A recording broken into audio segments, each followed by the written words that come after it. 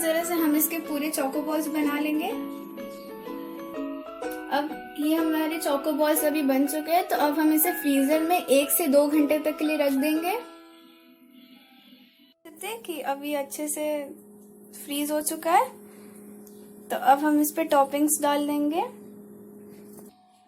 अब हम इस पे हर्शी सिरप डाल देंगे। सब पे थोड़ा थोड़ा डालेंगे।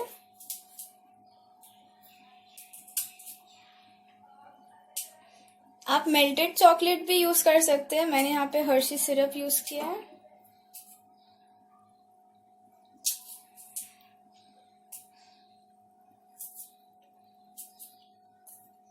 फिर इस पे थोड़ा थोड़ा आइसिंग शुगर डाल देंगे।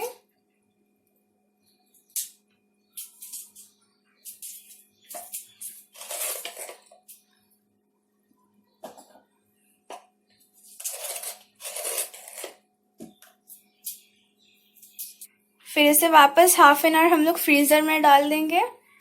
चोको बॉल्स रेडी है। अगर आपको हमारी वीडियो पसंद आई, so don't forget to like, share and subscribe. Thank you.